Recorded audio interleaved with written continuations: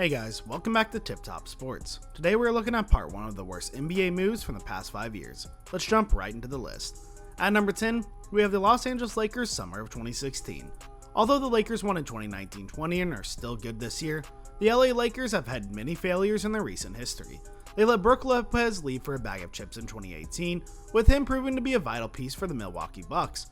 Julius Randle, the most improved player of 2020-21, also left that season. And if you cannot forget LA's 2019 trade of Ivica Zubac for Mike Muscala, or GM Rob Pelinka's super weird decision to not surround LeBron James with shooters in his first year with the team. The Achilles tear suffered by Kobe Bryant was a primary cause of one of the strangest and saddest times in franchise history. The Lakers tied with the New York Knicks for the league's worst winning percentage from 2013-14 to 2018-19, but the summer of 2016 was also a major factor. That was the offseason when general manager Mitch Kupchak notoriously gave a broken down Luol Deng a 4-year $72 million contract and gave Timothy Mozgov another $64 million. After 2 unproductive and injury-plagued seasons, they waived the former in 2018 and are still paying him. And they dealt away the latter after only 1 year. In February 2017, the Lakers fired Kupchak and gave Magic Johnson decision-making authority, ushering in yet another season of front office blunders. The Lakers might still be in trouble if LeBron James had not chosen to play in Los Angeles. At number 9, we have the Cleveland Cavaliers extending Kevin Love. Kevin Love's 2018 contract sticks out as Cleveland Cavaliers' worst move in the last 5 years, regardless of the team's underlying motivation. Securing some component of the championship core following LeBron James' second departure or dollar to production worth. Love signed a 4-year $120 million agreement with the general manager Koby Altman before the 5-time age 30 star season, but James and Kyrie Irving had already left. What should have been the start of a serious renovation had this strange, incongruous feature. What did Love and the colossal deal have to do with a team that should have been aiming for the top of the lottery? The best you can say is that it didn't stop Cleveland from collapsing and selecting around the top of the following 3 rounds. Love only appeared in 103 games in the first 3 seasons after signing his agreement, and when he was healthy enough to play, he was nowhere near an all-star level. With the exception of his 18-game season in 2012-13, Love's previous 3 years in terms of win shares have been the poorest of his career. Love has been a huge problem for the team, and he has been immobile, unable to defend at either center or power forward, and has shown obvious dissatisfaction with teammates. Cleveland could have used the cap space it squandered on Love to take on bad debt with selections attached, or could have spent it on a player who could genuinely assist the team. At number 8, we have the Dallas Mavericks trading for Kristaps Porzingis. On paper, the Kristaps Porzingis, Tim Hardaway Jr., Trey Burke, and Courtney Lee trade with the New York Knicks for Dennis Smith Jr., DeAndre Jordan, Wesley Matthews, and 2 future first-round selections doesn't appear to be a horrible deal. When you consider that Porzingis' fitness as a running partner for franchise megastar Luka Doncic is the most major continuous cause of doubt in Dallas, the assessment changes. According to BJR's Fisher, the Mavericks have sought to trade Porzingis more than once since acquiring him in January 2019. Porzingis has only looked like a potential number 2 option for a brief period during the bubble. KP had previously shown interest in leaving the team, according to ESPN's Tim McMahon, according to ESPN's Stephen A. Smith. Doncic and Porzingis have a strained relationship. Perhaps the Mavericks' biggest blunder was agreeing to a 5-year $158 million contract with Porzingis just a few months after acquiring him. Once the trade went down though, that was a feat accomplished. Although Dallas had traded for worse players, Porzingis had a shaky health history, hasn't played regularly, and has a shaky at best relationship with Doncic. The Mavericks will compete as long as Doncic is on their team, but it's becoming evident that Porzingis isn't the right fit for their franchise player. At number 7, the Denver Nuggets trading Donovan Mitchell. Draft day trades are among the most difficult to assess. The players, or the right to those players being traded, are by definition unknowns. In 2017, the Denver Nuggets still botched it. The Nuggets selected Donovan Mitchell with the 13th pick in the draft that year, but traded him to the Utah Jazz in exchange for Trey Lyles and the number 24 pick, which they used on Tyler Lydon. The Nuggets already had number 7 overall choice Jamal Murray in 2016, but it wasn't apparent whether he was the type of player capable of dictating positional decisions later in the draft. Consider what the Denver backcourt could have looked like if those two had developed together, feeding off Nikola Jokic as one of the league's most frightening offenses. The Nuggets haven't exactly sufferred, as Jokic, who was selected 41st overall in 2014, is now the league's MVP. However, they may want to avoid making draft night trades with the Jazz in the future. In 2013, Denver also sent the 27th overall pick to Utah, which the Jazz used to choose Rudy Gobert. At number 6, the Detroit Pistons signing Jon Leuer. Jon Leuer's 4-year, $42 million contract with the Detroit Pistons is objectively bad enough to land here. even if it doesn't quite match the level of so many other dreadful 2016 agreements.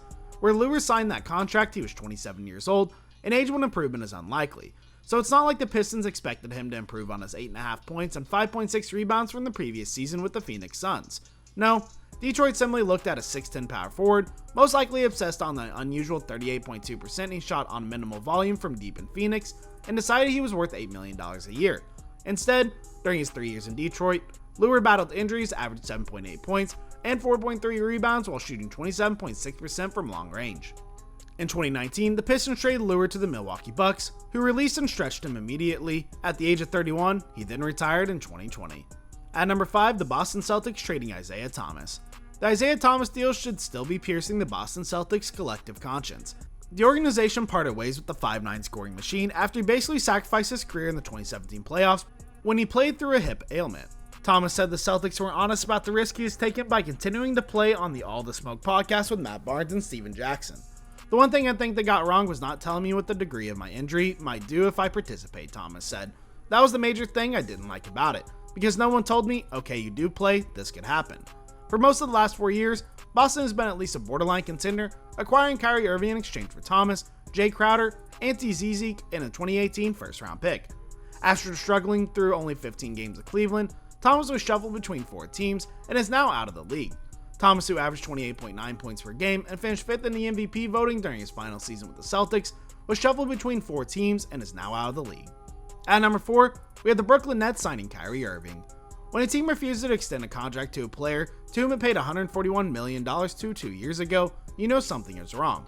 That's where the Brooklyn Nets find themselves with Kyrie, whose refusal to receive a single dosage of the COVID-19 vaccine will keep him away from the club and out of games until he changes his mind or New York City's vaccine mandate changes.